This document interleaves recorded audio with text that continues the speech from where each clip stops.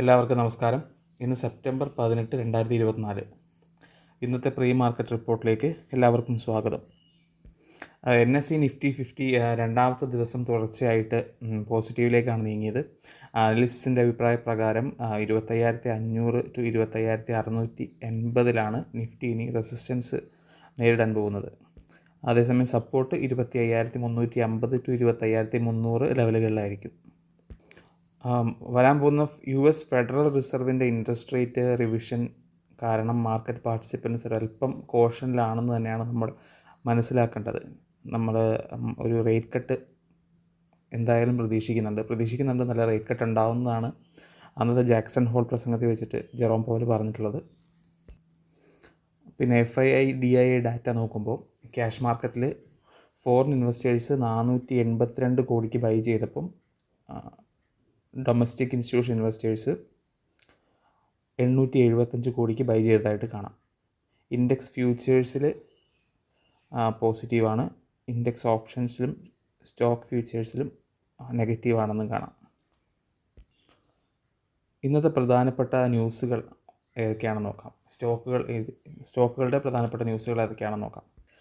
ആദ്യമായി Infosys company metro ബാങ്കുമായിട്ട് digital ട്രാൻസാക്ഷന് വേണ്ടിയിട്ട് ഒരു പാക്റ്റിൽ ഏർപ്പെട്ടിട്ടുണ്ട്.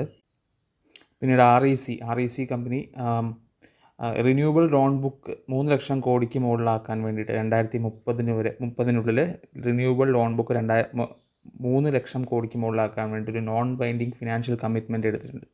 വർക്കൻജി കമ്പനി സ്റ്റാർ ഹെൽത്ത് ഇൻഷുറൻസുമായിട്ട് ഇൻഷുറൻസ് പ്രോഡക്റ്റ് സെല്ല് ചെയ്യാൻ വേണ്ടിയിട്ടുള്ള ഒരു പാർട്ട്ണർഷിപ്പ് ഫോം ചെയ്തിട്ടുണ്ട്. സീഗൾ ഇന്ത്യയാണ് നോർത്തൺ അയോധ്യ ബൈപ്പാസിൻ്റെ ഏറ്റവും ലോവസ്റ്റ് ബിഡറായിട്ട് national highway authority of India designate ചെയ്തിരിക്കുന്നത്. അടുത്തതായി LIC ലൈഫ് ഇൻഷുറൻസ് കോർപ്പറേഷൻ ബയോകോണിൽ ഉള്ള അവരുടെ ഷെയർ 5.2% ആക്കി ഉയർത്തിയിട്ടുണ്ട്. 4.98% നിന്നും 5.02% ആക്കി ഉയർത്തിയിട്ടുണ്ട്. അടുത്ത ടൊറൻറ്റ് പവറിന് 1500 മെഗാവാട്ടിൻ്റെ പംപ്ഡ് ഹൈഡ്രോ സ്റ്റോറേജ് പ്രൊജക്റ്റിന് വേണ്ടിയിട്ടുള്ള ഒരു ലെറ്റർ ഓഫ് ഇൻറ്റൻറ്റ് മഹാരാഷ്ട്ര ഡിസ്കോമിൽ നിന്ന് ലഭിച്ചിട്ടുണ്ട്.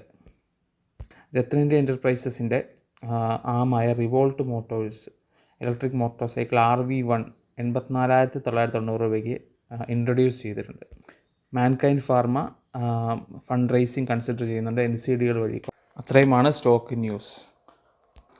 ഇൻ്റർനാഷണൽ മാർക്കറ്റുകൾ നോക്കുമ്പോൾ US സ്റ്റോക്സ് ഒരല്പം പോസിറ്റീവായിട്ടാണ് ട്യൂസ്ഡേ ക്ലോസ് ചെയ്തിട്ടുള്ളത്. FOMC അതിൻ്റെ 2 പോളിസി മീറ്റിംഗ് സ്റ്റാർട്ട് ചെയ്തുകൊണ്ട് ട്രേഡേഴ്സ് ഇപ്പോഴും ഏത് സൈഡിലോട്ട് നിൽക്കണം എന്നുള്ള കാര്യത്തിൽ ആലോചിച്ചുകൊണ്ടിരിക്കുകയാണ്. S&P 500 നാസ്ഡാക്കും വളരെ ചെറിയ പോസിറ്റീവിലാണ് ഉള്ളത്. ഡോ ജോൺസ് അതേസമയം 0.04% താഴെയാണ്.